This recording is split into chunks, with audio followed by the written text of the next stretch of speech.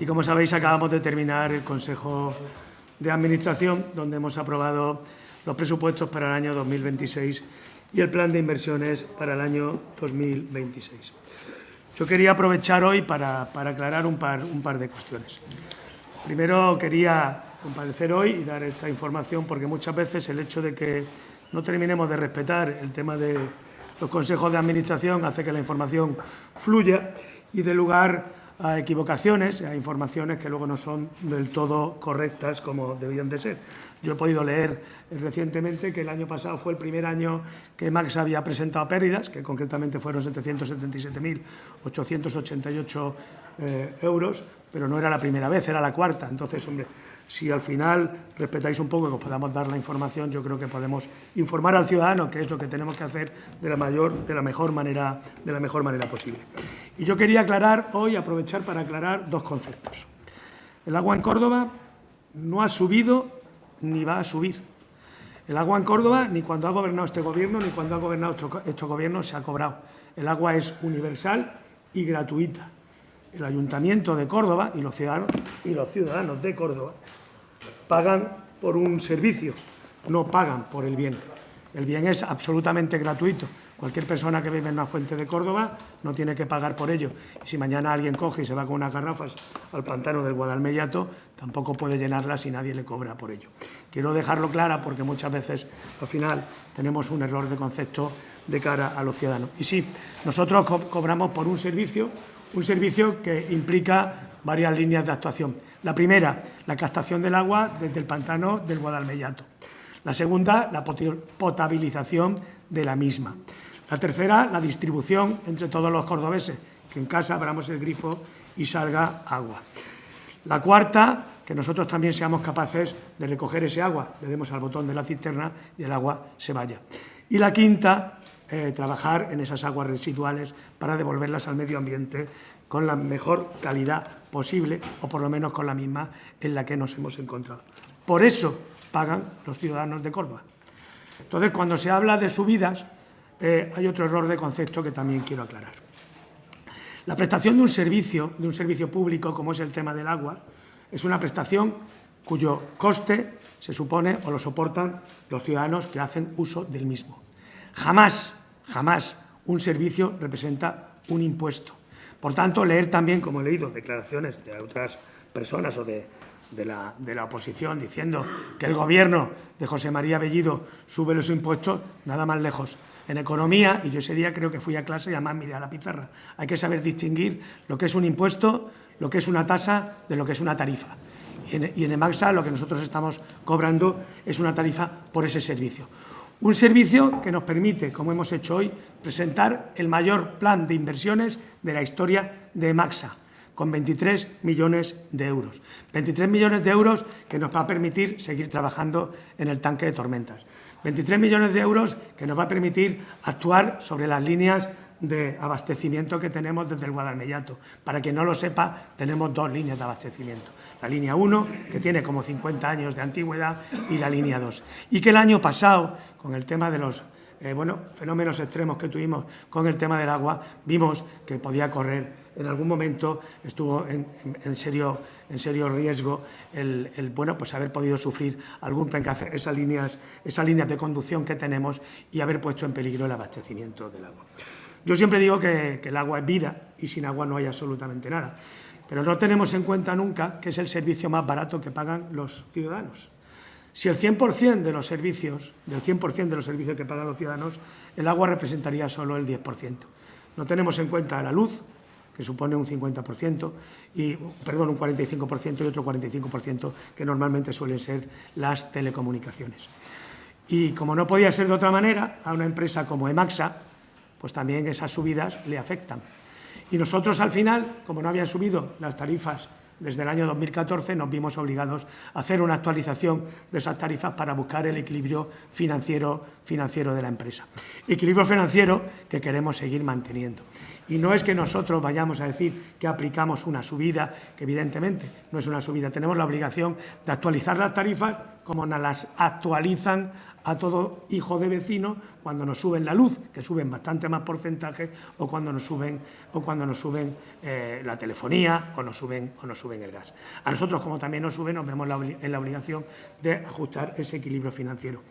Y no estamos subiendo un impuesto un 2,1%, como se pueda parecer, sino que simplemente estamos ajustando y buscando el equilibrio financiero de la empresa. Miren ustedes, nosotros al final no solo nos vemos obligados por el tema de la normativa, sino nos vemos obligados por un convencimiento absolutamente contundente de que nosotros tenemos que trabajar en esa mejora del servicio. No solo porque la normativa, como ya he dicho en alguna ocasión, nos obliga, sino por convencimiento propio.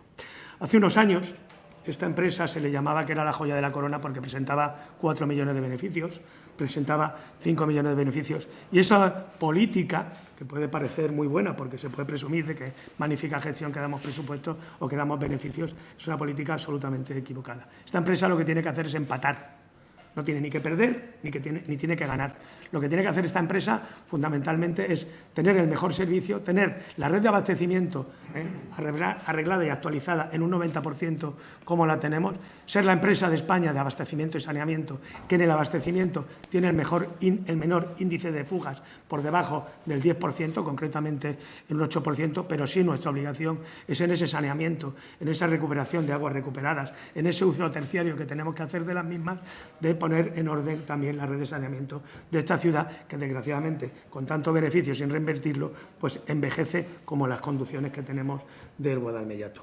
Yo, por tanto, creo que al final hoy es un día para mostrar satisfacción porque vamos a seguir, como ya he dicho, trabajando en ese tanque de tormentas. Vamos a poder poner en práctica esas 22 actuaciones que íbamos a llevar a cabo gracias a haber conseguido también casi 5.300.000 euros del PERTE, que nos va a permitir digitalizar, optimizar el uso del agua, porque nosotros somos de las pocas empresas que invertimos en contra de lo que ganamos dinero. O sea, nosotros invertimos dinero en concienciar a la gente que no consuma agua, que realmente con ese uso de ese servicio es donde nosotros tenemos los ingresos. O sea que encima intentamos hacer que la gente se conciencie, a pesar de que eso nos permite ingresar menos en la empresa. Y hay algo que también para nosotros es fundamental, que nosotros en esa actualización de tarifas, de ese en torno al 2%, que supone 30 céntimos al mes en cada 1.000 litros de agua que pasen o que hagamos uso del servicio, también nos va a permitir incrementar el bono social. Bono social que nosotros siempre entendemos que al final todo esto le va a afectar al 70% de los ciudadanos de Córdoba, que son los que consumen en torno a esa franja, a esa margen de los 14 metros cúbicos de agua, y el resto nosotros lo que tenemos que seguir trabajando, como he dicho, es en incrementar ese bono social. Bono social que no solo va a mejorar el tema de esas familias que tienen más dificultad de acceso a ese bien escaso como es el agua, sino que también una demanda histórica que había, que era con los cuidadores de los patios, que son parte de ese patrimonio que tiene Córdoba, también bonificarle prácticamente al 100% el uso del servicio. Por lo tanto, al final, lo que hay que dejar claro es que el concepto de un servicio no representa nunca un impuesto y que estamos trabajando porque ese equilibrio financiero, porque esos presupuestos sean coherentes, sean efectivos, sean eficientes y, sobre todo, vayan encaminados a la mejora y a la visión un poco del ciudadano, que es lo que realmente nos preocupa.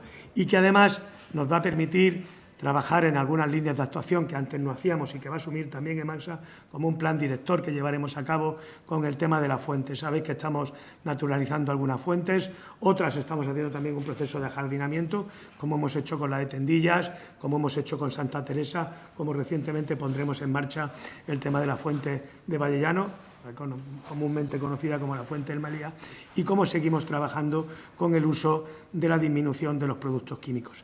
Y ese equilibrio fundamentalmente lo hemos tenido que buscar porque, como ya he dicho, algo que nos va a afectar bastante en el año 2026 va a seguir siendo el tema del consumo de electricidad, que no hace nada más que subir, y sobre todo el tema de los usos y de los productos que tenemos que hacer para el mantenimiento de las redes, que también se nos dispara en gasto. Con esto quiero decir que la política de Emaxa es una política clara, que hay un plan estratégico de funcionamiento perfectamente definido, que todas esas líneas de actuación, como el inicio de la reforma también de la conducción por 5 millones y pico de euros, vamos a seguir trabajando en esa línea, que nos va a permitir tener esas redes totalmente actualizadas. No se nos puede olvidar, porque como no se ve, que esta empresa mantiene 1.200 kilómetros de redes de abastecimiento y casi 1.000 de redes de saneamiento. Y esas redes de saneamiento también tienen un trabajo de mantenimiento de los colectores pertinentes. Por tanto, al final yo siempre digo lo mismo.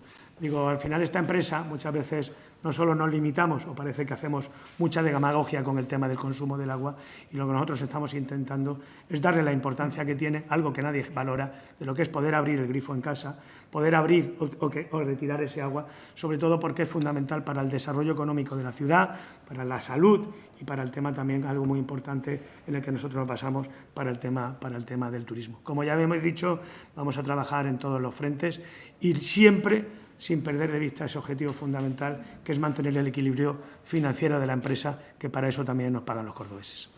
Nada más, yo creo que si hay alguna pregunta, con mucho gusto.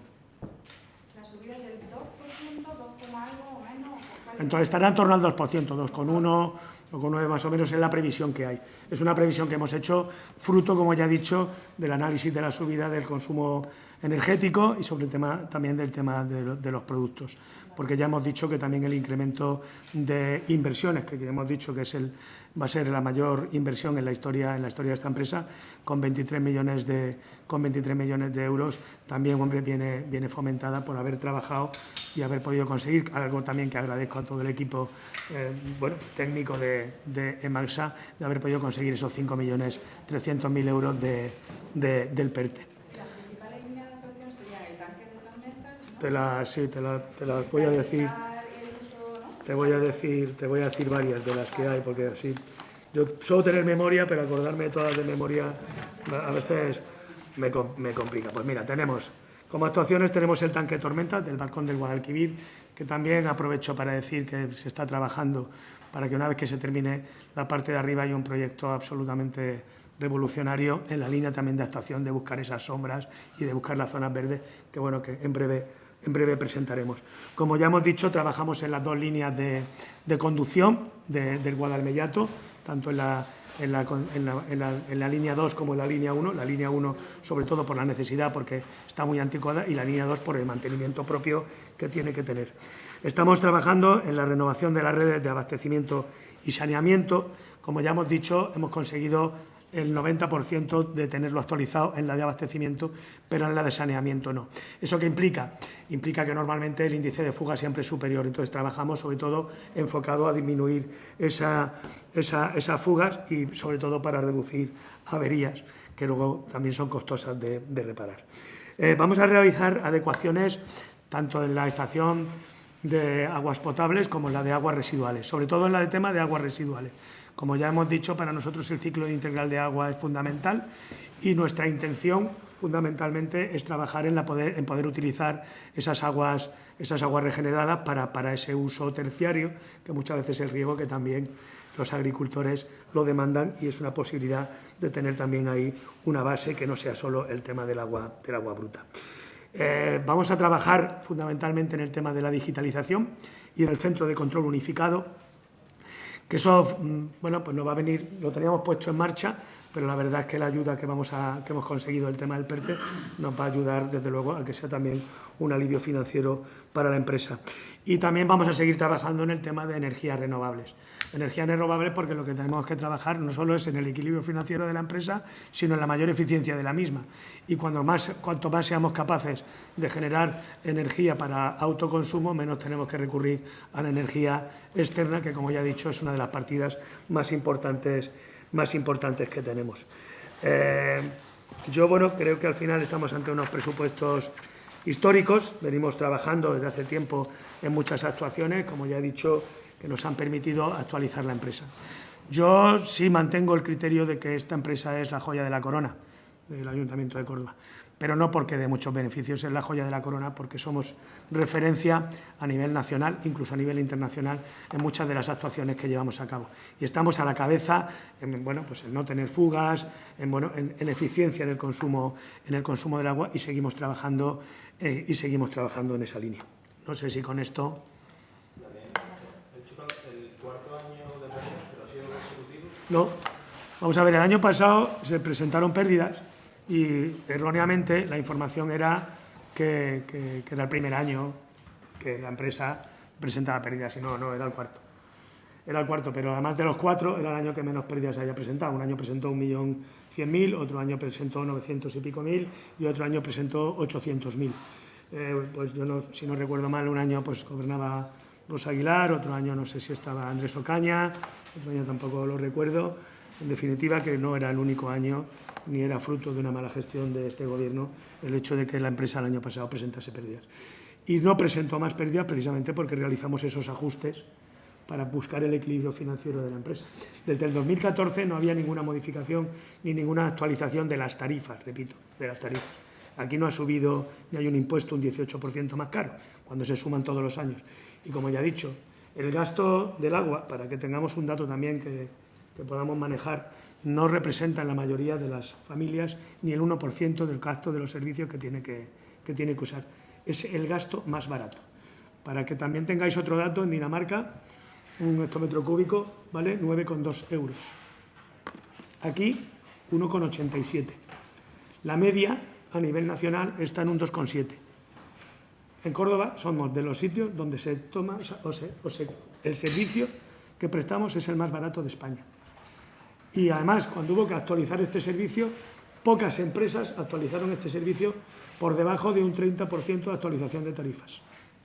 Podéis recurrir también a otras empresas de la zona, de la comunidad, incluso de otras comunidades, y lo podríais ver. Y lo que sí hemos hecho es intentar cambiar esa filosofía.